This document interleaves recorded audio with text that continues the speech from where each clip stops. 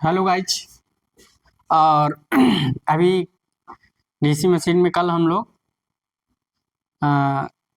Extra ampere turn ampere turn निकाले थे और डिमैग्नेटाइजिंग क्रॉस मैग्नेटाइजिंग का एम्पियर टर्न पर पोल निकाले थे। उसी पर आज न्यूमेरिकल बेस सवाल लगवाएंगे। अगर आपको मेरी वीडियो अच्छी लग रही कि जो मैं पढ़ा रहा आपको अच्छा नॉलेज दे रहा हूँ, आपको अच्छा समझा रहा हूँ, तो अच्छा टॉपिक बता रहा हूँ, तो आप वो लाइक और सब्सक्राइब जरूर कर दीजिएगा और अपने दोस्तों के साथ शेयर करिएगा। सो अब गाइज हम सवाल लगाते हैं। तो कुछ न्यूमेरिकल सवाल है, उसको हम लगाते हैं। तो लिखा है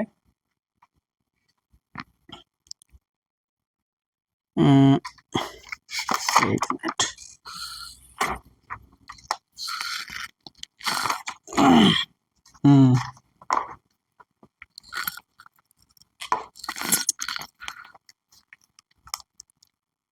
ऐसे एक सवाल है।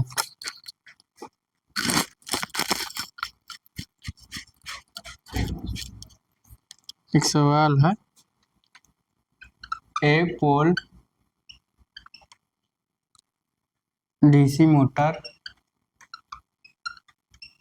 एक पोल डीसी मोटर में 480 लैप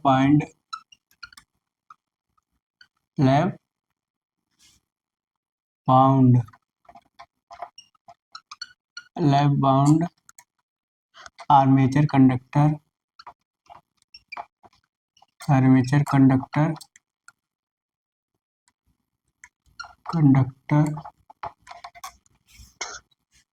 है और मोटर में 200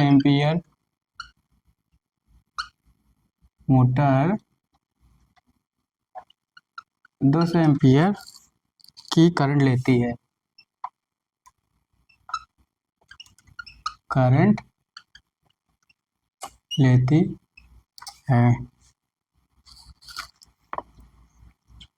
यदि ब्रश को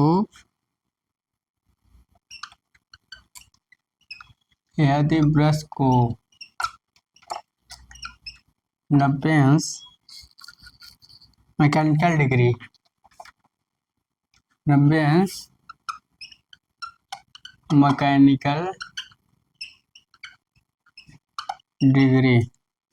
डिग्री पीछे की ओर विस्थापित किया गया हो तो पीछे की ओर विस्थापित किया गया हो तो इसमें नंबर 1 ज्ञात करना है, डिमैग्नेटाइजिंग एम्पियर टर्न पर पोल। दूसरा, क्रॉस मैग्नेटाइजिंग एम्पियर टर्न पर पोल और टोटल एम्पियर टर्न पर पोल। तो टोटल एम्पियर पर पोल मतलब 80/t/d। 3 चीज ज्ञात करना है और साला 3 चीज हम लोगों ने लिखवाया भी है। ठीक,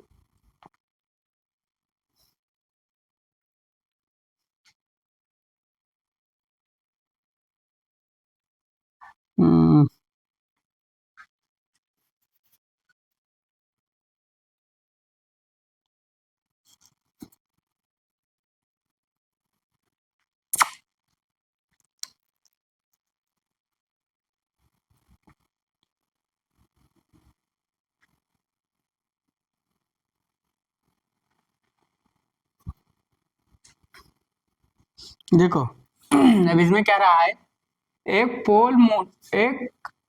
पोल डीसी मोटर में 4 पोल होगा ना, 4 पोल। देखो हमने यहाँ साइड, देखो सवाल पढ़ते ही एक 4 पोल डीसी मोटर में 680 लैप बाउंड आर्मेचर कंडक्टर है और मोटर 200 एम्पियर की करंट लेती है। यदि बस को 90 डिग्री मैकेनिकल ब्रश को मैकेनिकल डिग्री कितना 9 मैकेनिकल डिग्री पीछे की ओर विस्थापित किया गया। तो पहला इसका डिमैग्नेटाइजिंग एम्पीयर टर्न पर पोल, क्रॉस मैग्नेटाइजिंग एम्पीयर टर्न पोल और टोटल एम्पीयर टर्न पर पोल ज्ञात करना है। थोड़ा देखते हैं और कुछ तो उन्होंने पूछा है। सिंपल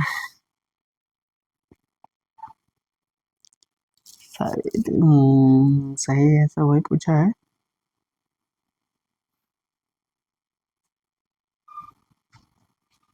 ठीक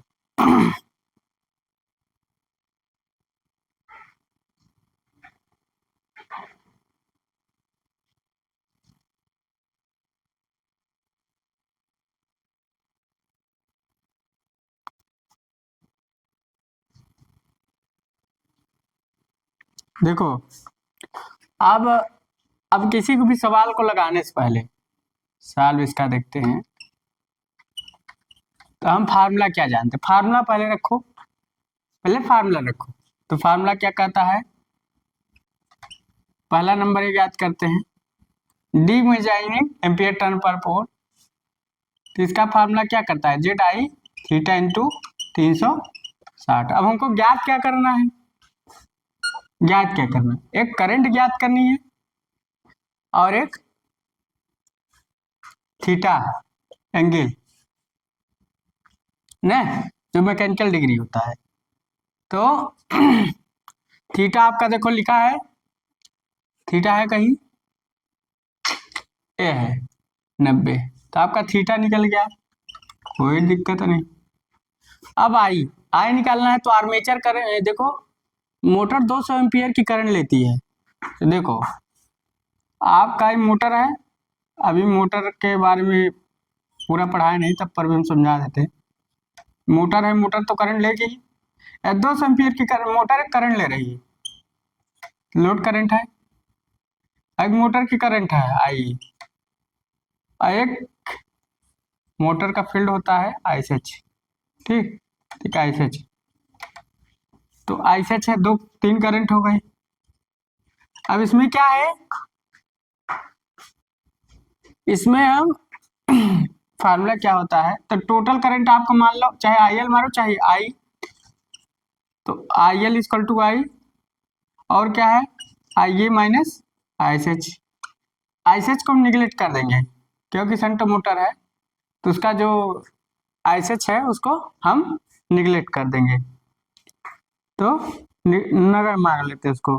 तो इसको हम क्या करते हैं, आर्मेचर करंट कितना है? 200 एम्पीयर। 200 एम्पीयर की आर्मेचर करंट मोटर ले रही थी। इधर तो आई तो लोड करंट, मगर इधर आएगी तो आर्मेचर करंट, इसको हम निगलेक्ट मान लेते हैं,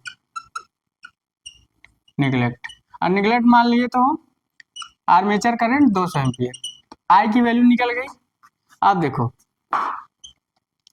इधर देखा जाए तो इसको हम मिटाते हैं। तो अब पी का मान कितना है? पी का मान आपका 4 है।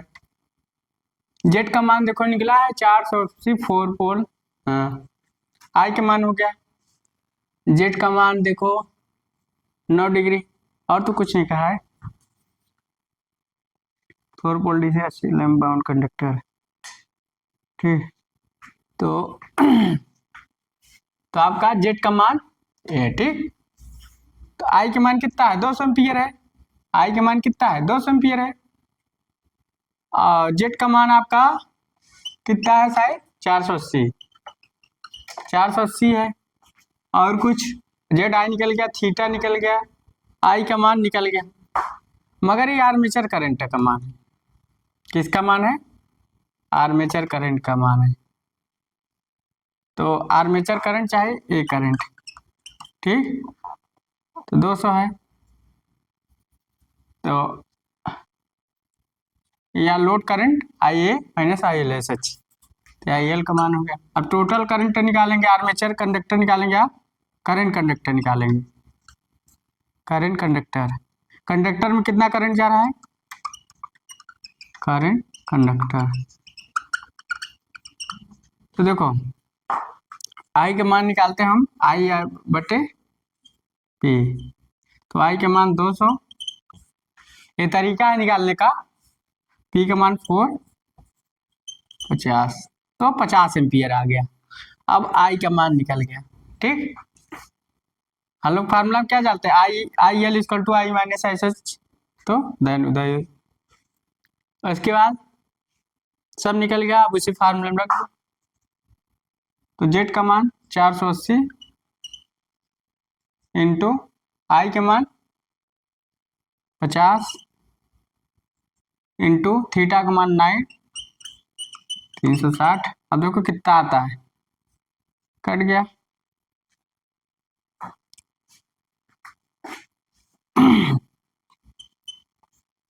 बारह, फिर 3 से काटो 4, 12 से काटो 120, तो 12 पंचे 600, कितना आ गया 600। उतार लीजिए, तो कितना आ गया 600। तो डिमैग्नेटाइजिंग एम्पीयर टर्न पर पोल कितना निकला 600। उतार लीजिए।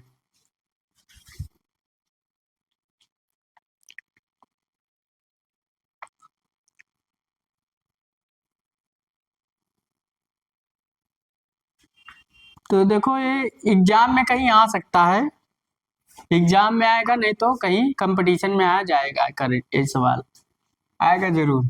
देखो, तो 4 पोल की डीसी मशीन थी, ठीक, 4 पोल की डीसी मोटर थी। अब 4 पोल की हमको निकालना था, आई निकालना था और जेड निकालना था।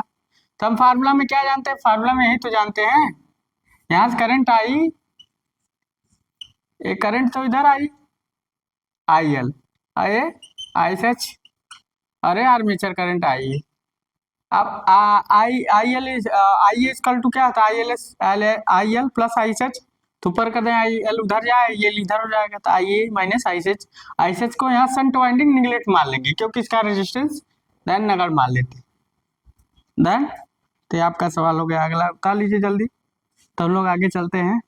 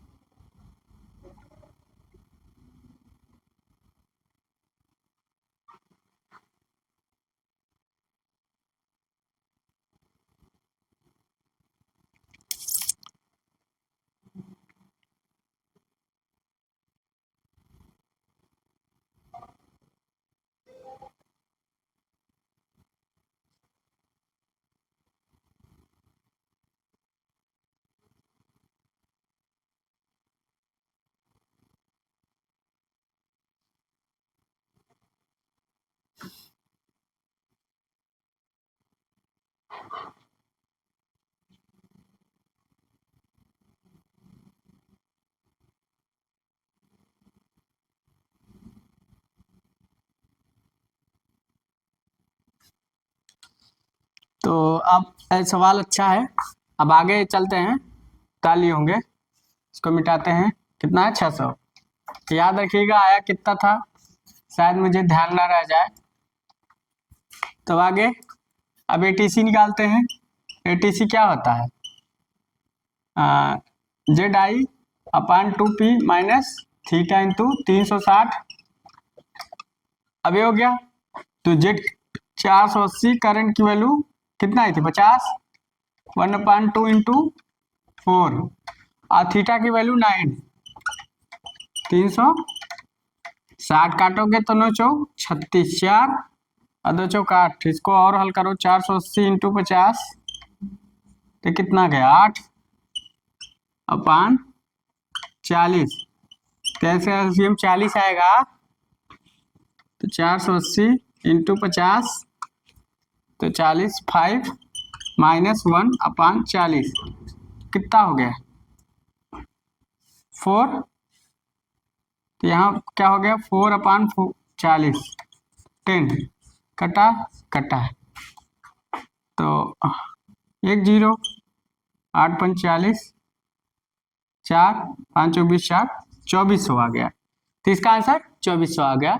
उतार लीजिए साला, तुरंत आ गया इसका आंसर 2400।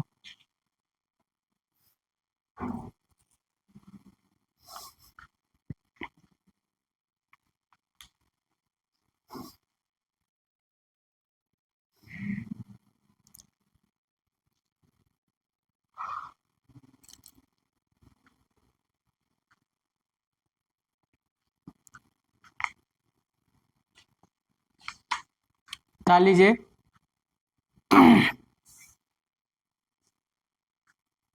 सवाल आ सकता है, अभी तक तो शायद पूछा नहीं गया था।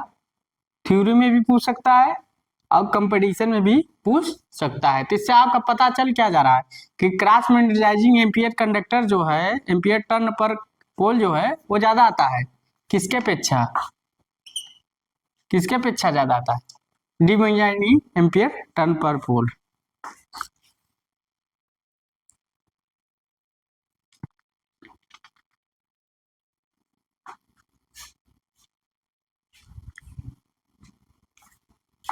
अब आगे चलते हैं, एक सवाल कई जवाब, ताली होंगे। आगे चलते हैं 24। अब देखते हैं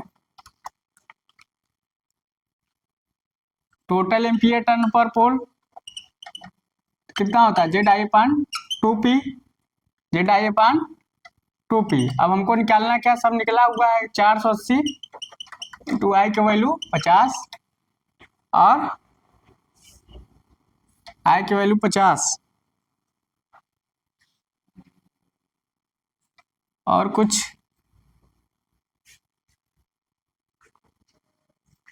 तो और कुछ 2 इंटू पी का वैल्यू, लैब बाइंडिंग है तो लैब बाइंडिंग है equal to P equal to 4 होगा।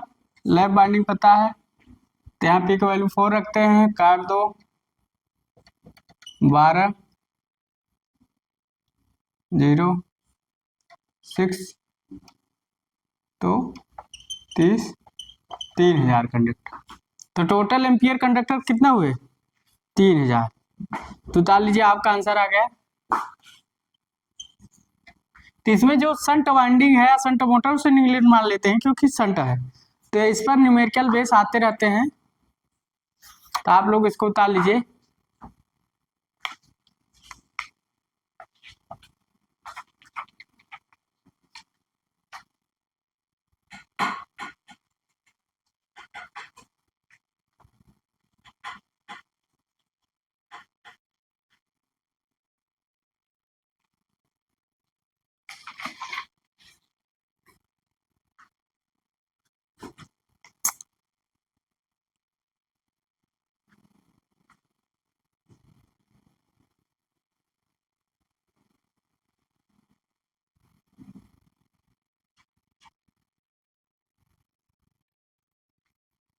लग गया। अब आगे चलते हैं, अगला न्यूमेरिकल लगाते हैं, अगला न्यूमेरिकल लगाते हैं। न्यूमेरिकल है, आप लोग अच्छे से लगाएंगे तो आप लोगों के लिए फायदा होगा। ओहो, ठीक है, आगे चलते हैं।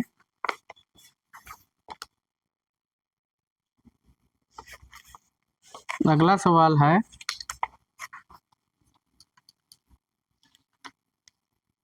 एक किलोवाट, एक 50 किलोवाट, 50 के डब्लू 250 वोल्ट और 10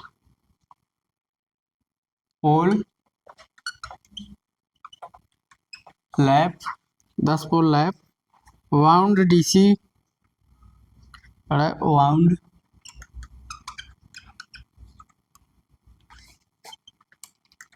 DC, wound DC generator, generator 960 armature conductor, armature conductor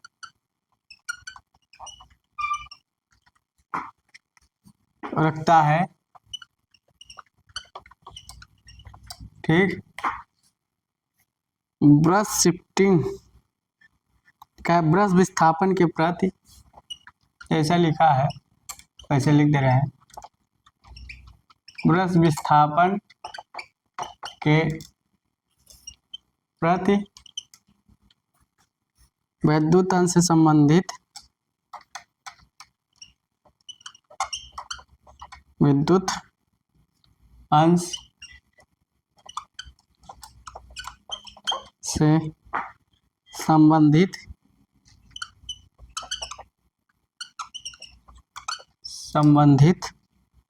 विचुंबकन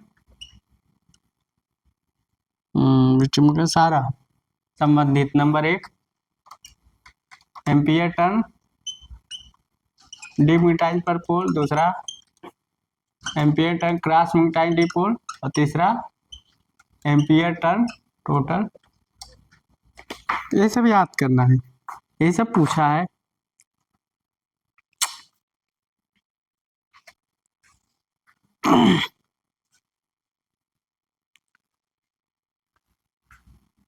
देखो क्या होता है, सारा आपका इसमें दिया है, मगर हमको एक याद करना है, इससे ज्यादा घबराने की बात नहीं है कि आप लोग घबरा गए, तो घबराना नहीं है। क्या होता है, अब जैसे हमको ये याद करना है, देखो कोई भी घबराना नहीं, कोई भी न्यूमेरिकल हो आपको घबराना नहीं। हम फार्मूला क्या जानते हैं, 360। आप देखिए हमको जेड निकालना, आई निकालना, थीटा, 3 चीज निकालना है। तो जेड हमारा क्या है, 960, कोई दिक्कत है नहीं, 960 डाल लेते हैं। लिख रहा है ना आर्मेचर कंडक्टर, तो ऐसा कहे तो जेड की वैल्यू हो गई। आई की वैल्यू हमको कैसे निकालना है, पहले देखिए। अब क्या कर रहा है, 50 किलोवाट आर्मेचर कंडक्टर, देखो 50 किलोवाट और 250 volt pole lap wound DC, तो लैब बाउंड डीसी जनरेटर है, तो क्या हो गया, A equal to P equal to poles कितना है, 10 पोल्स, लैब बाउंड है, हो गया। पी की वैल्यू आ गई। अब पी की वैल्यू आ गई, और किसका निकालना है, अब 50 किलोवाट की इसका, तो आई एल निकाल लेते हैं। तो 50 इंटू 10⁻³ अपान 250, एक जीरो यहाँ से काट दो, 25 दूना 50, तो 200। आई एल की वैल्यू कितनी हुई, 200। अब देखो हमने बताया ना, हमने फार्मूला बताया उधर से आई एल, तो टोटल क्या होता है, आई इक्वल टू क्या होता है, I L plus S H होता है। तो एस एच को हम निगलेक्ट मान लेते हैं, तो आई एल की वैल्यू 200, तो आर्मेचर करंट 200 आ गया, ठीक, तो आर्मेचर करंट 200 आ गया, तो आर्मेचर करंट आपका 200 आ गया। तो आप देखिए हम फार्मूला क्या जानते हैं, एक आप करंट कंडक्टर निकालेंगे, ये वाला आर्मेचर करंट नहीं निकालते, करंट कंडक्टर है, तो करंट कंडक्टर, तो I equal to I upon P. अगर यहाँ वेव बाउंड होता तो यहाँ ए इक्वल टू 2 रख देते, मतलब तब यहाँ तब पी, तब A equal to P equal to 10 नहीं होता, तब जहाँ ए की वैल्यू होती वहां रख देते, मगर ऐसा डिजाइन किया गया सवाल का कि वहां आएगा ही, हम बता रहे, ठीक।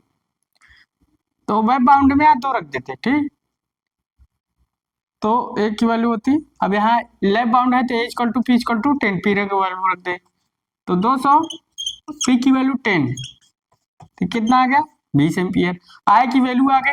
अब थीटा का मान कर रहा है इलेक्ट्रिकल डिग्री में, थीटा का मान आपका कर रहा है इलेक्ट्रिकल डिग्री में आना चाहिए। हम लोग फार्मूला क्या जानते हैं, theta M to theta E upon P, तो थीटा ई यहां से निकालो, थीटा एम इंटू पी,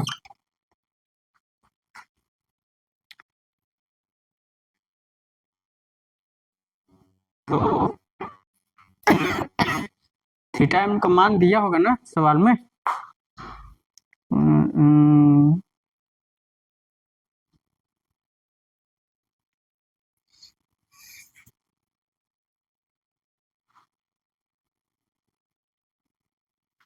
हम्म,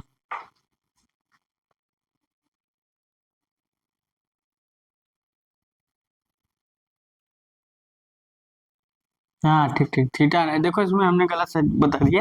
यहाँ देखो, अब देखो ब्रश विस्थापन के प्रति वैद्युत अंश से संबंधित है।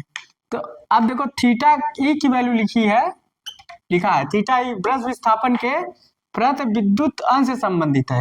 मतलब थीटा ई की वैल्यू कितनी है, एक। तो थीटा एम की वैल्यू यहाँ निकालेंगे, तो थीटा ई अपान पी, तो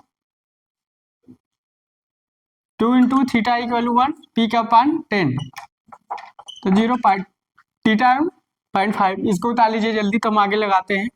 अब उसी में रख देना है सारा, तो इसी में हम लोग रख देंगे, उतार लीजिए पहले।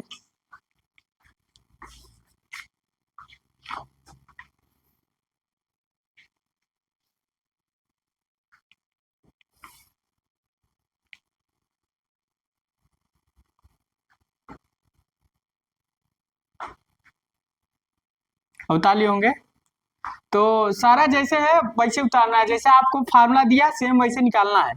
इसमें कोई वो नहीं है कि नहीं हमको अलग से निकालना है। अब आगे इसको हम सॉल्व कराते हैं, आगे चलते हैं। तो न्यूमेरिकल आते रहते हैं, इस पर न्यूमेरिकल आते रहते हैं। अब आगे चलते हैं। देखिए जब भी इसका हम वैल्यू ज्ञात करेंगे, एक करंट कंडक्टर की वैल्यू होती है, इसके बराबर ही फार्मूला होता है, आपको याद रखिएगा, ठीक। आई इक्वल टू आई बटे पी, ऐसा सवाल अगर लगाएंगे। आगे चलते हैं, तो सबका वैल्यू हमें याद रहना चाहिए 20 एम्पियर, ठीक। देखो हमको याद नहीं रखते कैसे ही, तो फार्मूला क्या होता है, डी मेटाइन पर पोल। तो जेड की वैल्यू कहीं दिया है 960, जेड आई की वैल्यू 20, थीटा की वैल्यू 0.5, 360, काट दो, कट गया 18 आया, 10 इधर चला गया, तो इसको इसे काट सकते हो, 960 इंटू 5 इंटू 1 0 कर सकते हो, कट गया। अब 48 9 और कटेगा 12 3 16 3 48, 3 और कटेगा, नहीं कटेगा, 80/3। अब काटो, 3 51 3, तो आया कितना 5,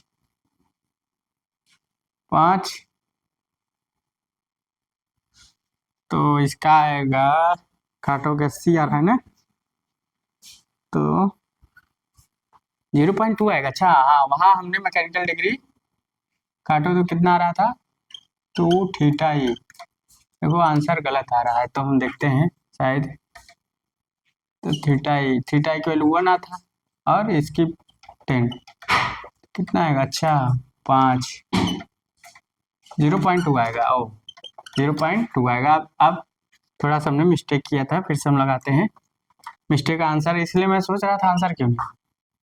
960 इंटू करंट की वैल्यू कितनी है, करंट की वैल्यू है आपका 20, थीटा की वैल्यू 0.2 इंटू 360। अब आ जाना चाहिए, कटा 18, 960 इंटू 2/180, कट गया 9, 96/9। आप देखो 9 करना 9, 6 0 60, 9 9 9 9 98, तो सही 9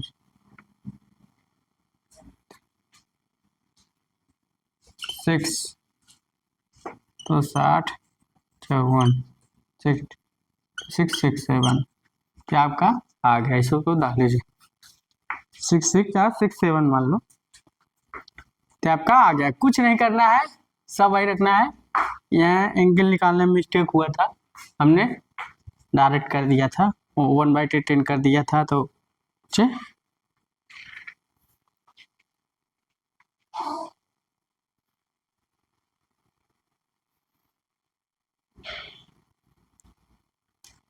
तो इसको उतार लिए होंगे आप लोग।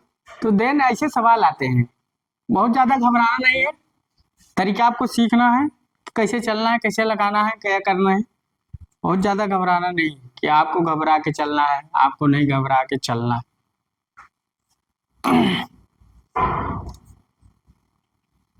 आप लोग उतार लिए होंगे, इसको उतार लीजिए।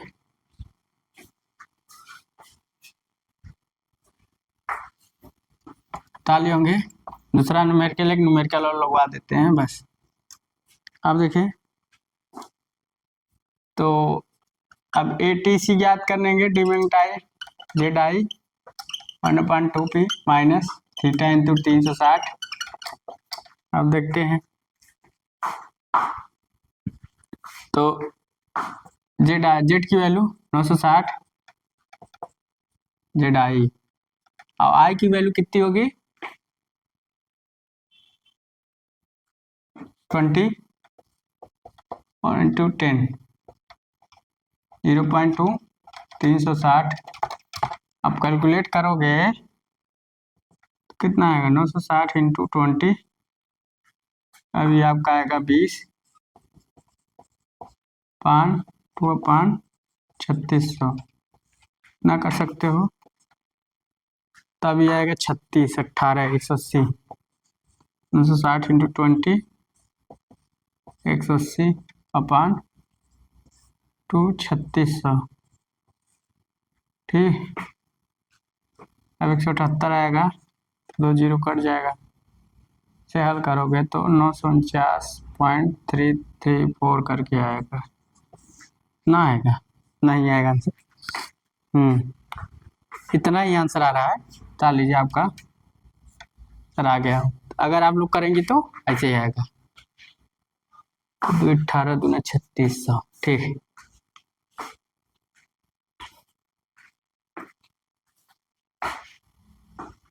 तो इतना आगे चला जाएगा करोगे तो। इसको उतार लीजिए।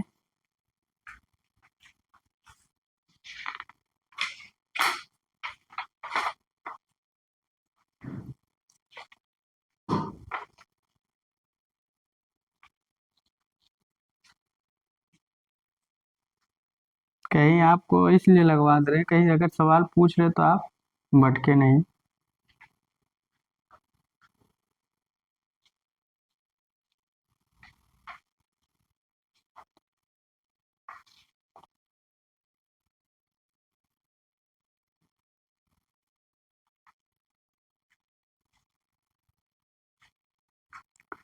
ताली होंगे आप लोग।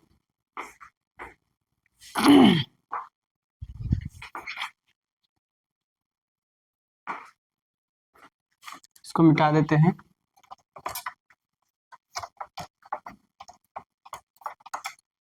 कहीं कहीं सवाल पूछ लेता है, घुमा कर भी पूछता है, इसलिए हमने लिखवा दिया। अब आगे चलते हैं, टोटल एम्पियर पर पोल, तो Z I upon 2p, Z की वैल्यू 960 20 2 इंटू 10 कट गया 960 ही आ रहा है क्या, 960 ही आ रहा है क्या, हाँ सही है। तो टोटल एम्पियर 960, इसको उतार लीजिए आप लोग जल्दी। आंसर 960 आ रहा है। तो सवालों में क्या दिया है, आपको पकड़ना क्या है, बोल क्या रहा है, तो आपको निकालना क्या है। तो आपको सब सवालों में दिया रहता है, बस यहाँ देखो इलेक्ट्रिकल डिग्री दिया था, ब्रश विस्थापन की प्रति विद्युतन मतलब थीटा की वैल्यू 1 दिया था। अब एक लास्ट सवाल और लगाते हैं, ताली होंगे।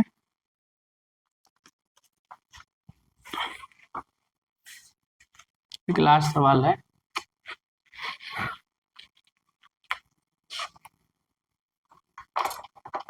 सबको उतार लीजिएगा क्योंकि सवालें हैं, कहीं अगर आ गई तो आपके नंबर देके जाएंगे। अगर थ्योरी में भी आ गया तो नंबर देके जाएंगे। अगला लिखा है एक 4 पोल डीसी शंट जनरेटर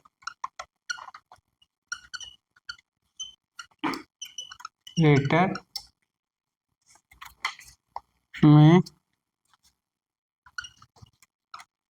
सामान्य वेब बाउंड आर्मेचर है।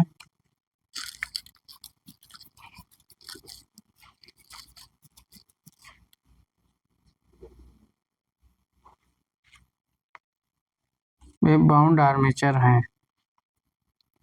मान में वेब बाउंड आर्मेचर है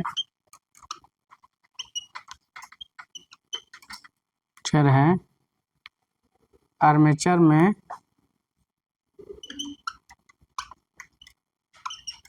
आर्मेचर में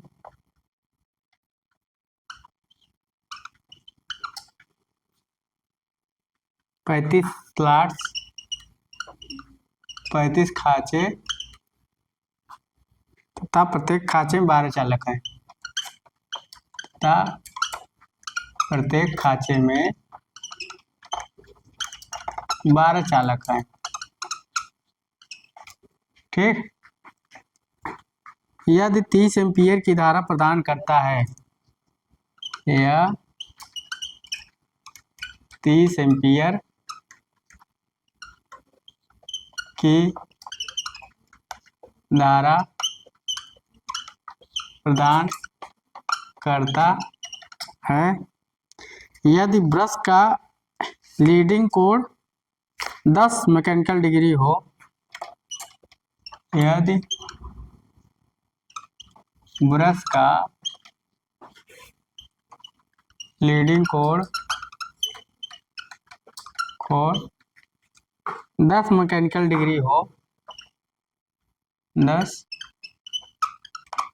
मैकेनिकल डिग्री हो, तो टोटल ही सब ज्ञात करना है। तो नंबर 1 डीमैग्नेटाइज एम्पीयर टर्न पर पोल और क्रॉस मैग्नेटाइज एम्पीयर टर्न पर पोल और टोटल एम्पीयर टर्न पर पोल ज्ञात करना है। कुछ नहीं है सवाल में, कुछ नहीं है। एक बार लिख लीजिए आप लोग सवाल जल्दी से।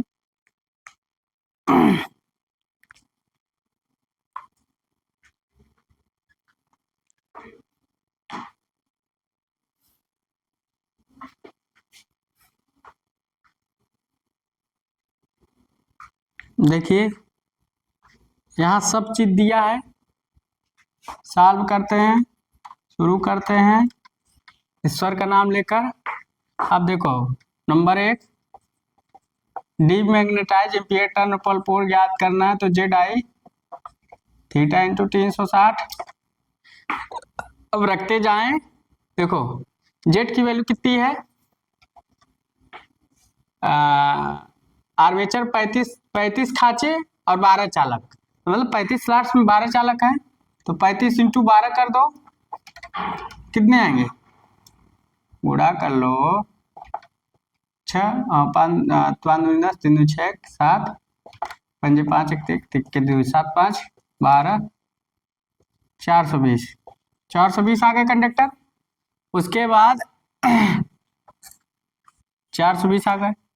उसके बाद यदि ब्रश का लीडिंग कोण 10 मैकेनिकल डिग्री है, तो थीटा की वैल्यू निकल गई कितनी, 10, और आई की वैल्यू निकालना है। तो यहाँ वेब बाउंड है, तो ए इक्वल टू 2 और पी इक्वल टू 4, तो ए पी की वैल्यू निकल गई। तो हाँ ये की वैल्यू आई, टोटल आई की वैल्यू क्या आ गया, आई अपान हम लोग ए रखते हैं, बोले थे ना कि वेब बाउंड होगा तो यहाँ ए रखेंगे, पी नहीं रखेंगे। तो ए की वैल्यू है तो आई इक्वल टू, अब आई की वैल्यू कितनी है आर्मेचर करंट होगी, अर्धचालक है तो 35 चालक, अर्धचालक बस लीडिंग को। और देखिए कहीं मिस्टेक हो रहा है क्या है सवाल में।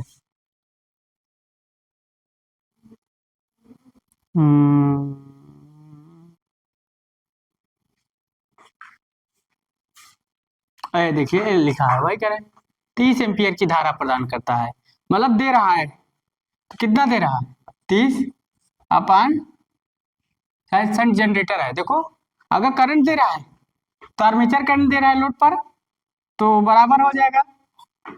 तो शंट जनरेटर है तो 30 इक्वल टू 2, ए की वैल्यू 2 है तो 15। आई ए की वैल्यू कितनी थी, आई ए की वैल्यू 30 थी।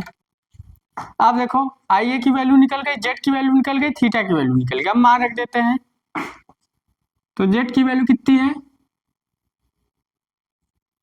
ये है 420, और आई की वैल्यू 15 और थीटा की वैल्यू 10, 360 कट जाएगा।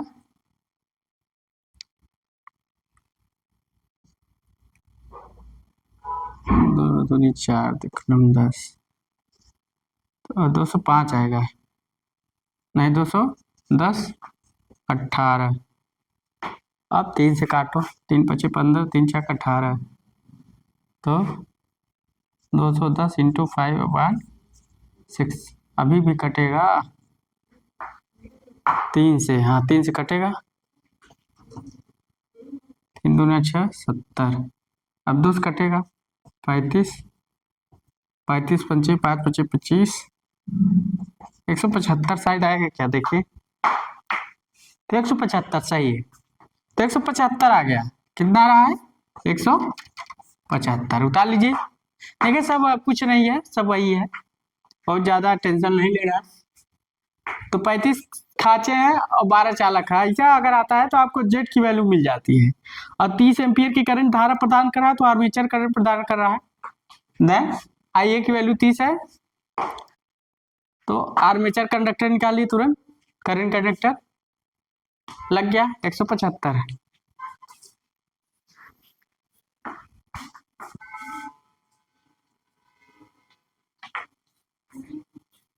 इसको उतार लीजिए आप लोग।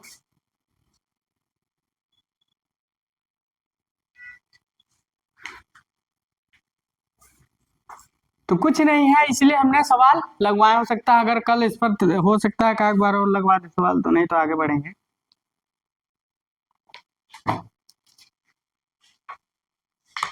कभी ऐसा ना हो कि नहीं नहीं हमने सवाल नहीं लगवाए।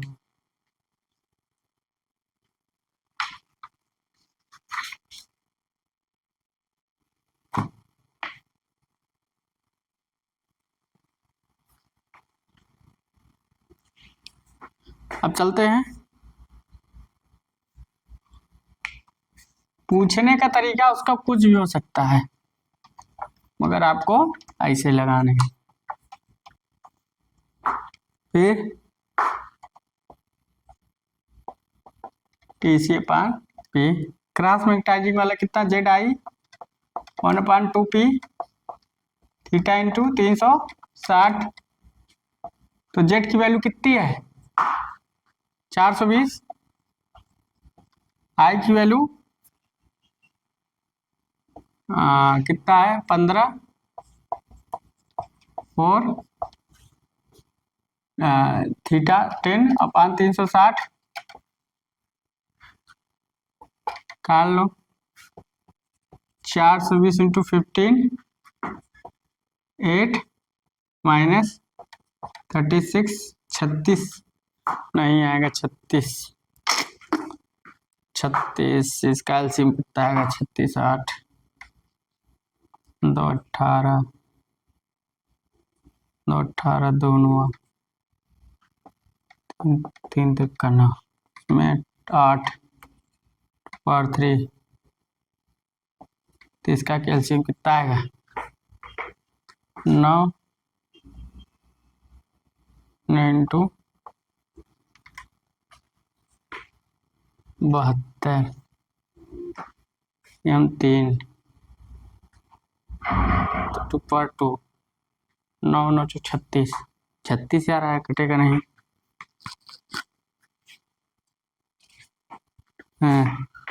तो इसको हल करोगे 612.5, या हल करते हैं, हल कर लीजिएगा तो 612.5 आंसर आएगा।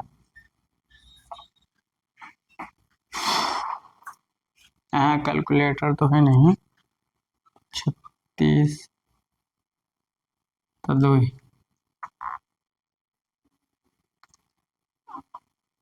4 4 9 36, 3 3 9 9 36, 72 8 72 8 9 36, तो 9 8 5 36 है। डाल लीजिएगा, लगा लीजिएगा, तो 612.5 इसका लास्ट लगाते हैं। कर गया हो? देखिए, कोई मैं आपको एक दिखा रहा हूँ कि आता है कैसे क्वेश्चन, कैसे पूछ सकता है, कैसे आपको लगाना है, क्या क्या करना है, इसलिए हमने सवाल लगा दीजिए, आपको सारे जितने कंफ्यूजन होंगे दूर हो गए होंगे। इसको मिटा देते हैं। अब आगे चलते हैं, सॉल्व करते हैं।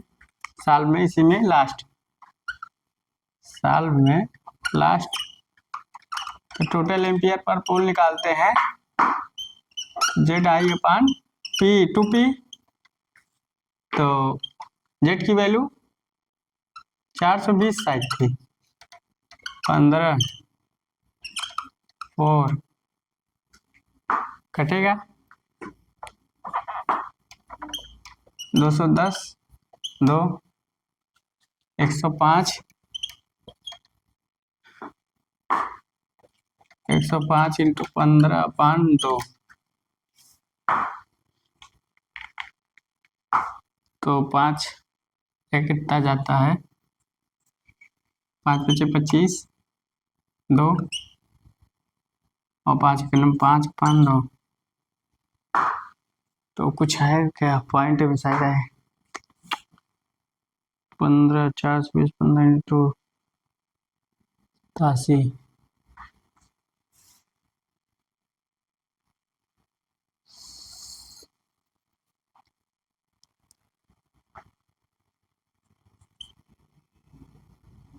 गलत होगा तो नहीं आएगा, मिस्टेक हो जाएगा तो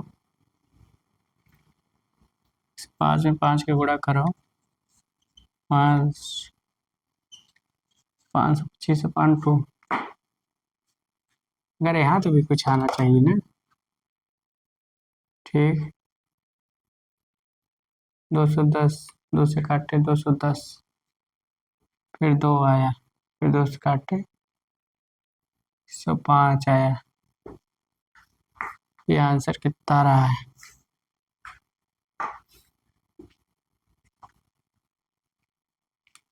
5 को अगर 5 का आंसर 2 दें, 2 तो 4 आंसर इसका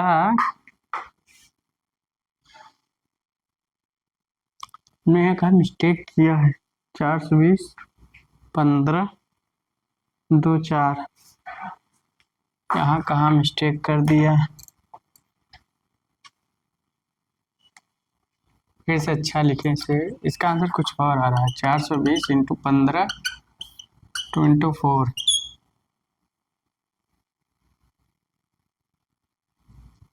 तो अच्छा अभी 2 बाकी था शायद, ठीक ठीक ठीक, 210 2 105 आ रहा है, अब 15 है, वही कह रहे हैं कि 5 मैंने लिखा था, तभी तो गलती आ रही थी,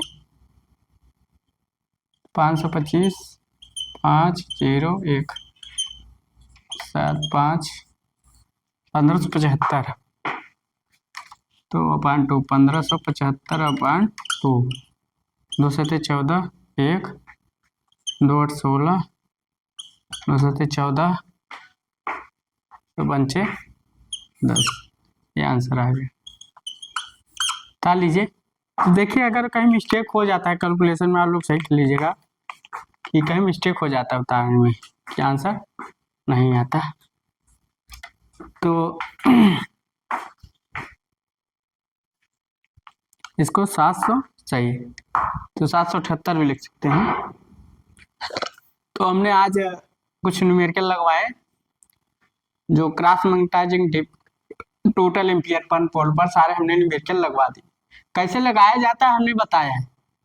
ये सारे सिलेक्टेड है, शायद सवाल मानिए हो सकता आ जाए, यही सवाल आ जाए या पूछ सकता है, तो आपको याद रहना चाहिए हाँ ऐसे सवाल ऐसे लगेगा, ऐसे सवाल ऐसे लगेगा। तो अगर मेरा आपको पढ़ाने का तरीका अच्छा लग रहा हो कि जो मैंने बताया आपको अच्छा बताया, नॉलेजेबल बताया, तो एक बार लाइक या सब्सक्राइब कर दीजिएगा और बेल आइकन को दबा दीजिएगा, अपने दोस्तों के साथ शेयर कर दीजिए। जो मैं वीडियो बना रहा हूँ चाहे इलेक्ट्रिकल मशीन की जितने वीडियो सारे मैं न्यूमेरिकल भी लगवा दे रहा हूँ कि ऐसे होगा। ठीक, तो आप लोग एक बार अपने दोस्तों के साथ शेयर कीजिए। So thanks.